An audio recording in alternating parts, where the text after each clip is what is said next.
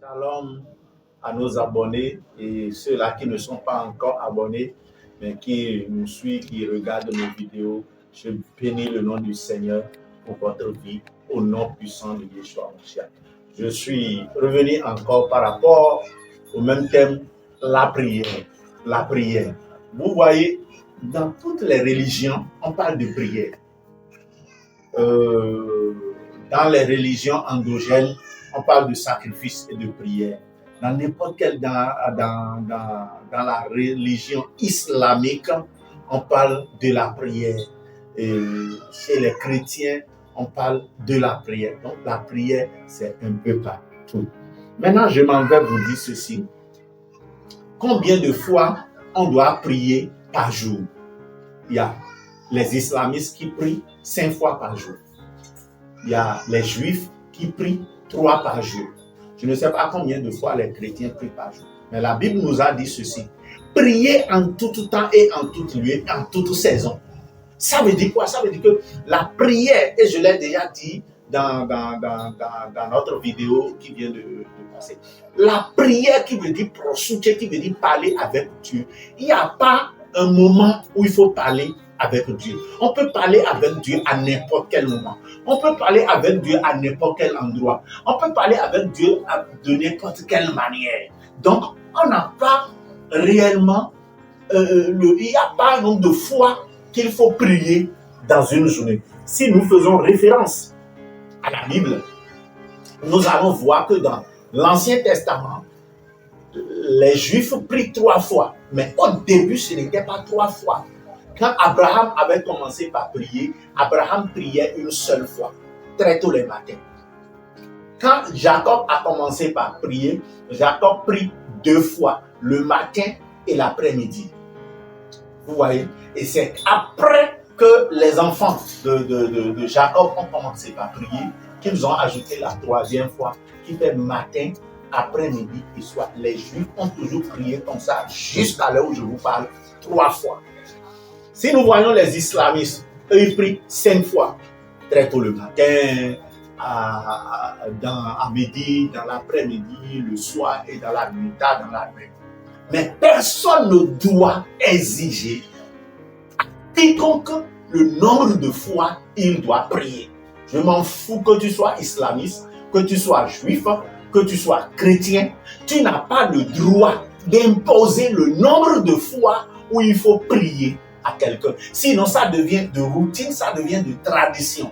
Dieu, c'est notre Père. Est-ce que nous allons programmer le nombre de fois où nous allons parler avec notre Père? Je suis désolé. Je n'ai rien contre la religion, mais je ne veux pas rester sous l'esclavage de la religion. Et je prie pour que tu sortes aussi de là. À n'importe quel moment où tu as senti de prier, prie. Quand nous prenons le cas de notre Seigneur Yeshua Mashiach, la Bible nous dit très tôt le matin, il se retire dans un lieu pour prier. Donc ça veut dire quoi? Ça veut dire chacun choisit le nombre de fois où il va prier. Maintenant, il y a des prières collectives que nous pouvons avoir des jours et des heures pour faire ça. Mais je parle des prières individuelles. Les prières individuelles ne doivent pas être imposées. C'est pour cela que vous n'allez jamais voir dans la Bible où on a exigé le nombre de fois il faut prier. Et quand je viens même dans le Coran que j'ai eu la grâce de parcourir à chaque fois, je n'ai jamais vu quelque part où il faut prier 5 fois. Ce sont les enseignements de Mahomet dans les hadiths. C'est dans ça que vous trouvez 5 fois. C'est Mahomet qui a choisi de prier 5 fois. Il ne doit pas imposer ça à quelqu'un de prier 5 fois. Donc imposer ça là à quelqu'un, c'est de l'esclavage. C'est de l'intimidation. Après, si on t'impose de prier 3 fois ou de prier 5 fois, qu'est-ce que tu es en train de dire? C'est les mêmes choses, même routine. Même routine. Imaginez un instant que tu parles à ton père et c'est les mêmes choses que tu dis chaque fois à ton père. Tu vas embêter ton père. Donc, à chaque fois qu'on sent le besoin de parler à nos parents, quand on sent le besoin de parler à notre papa, on l'appelle, on lui parle. On va vers lui, on lui parle. À n'importe quel moment où on a envie de le faire. Mais on n'a pas un nombre de fois où il faut réellement le faire.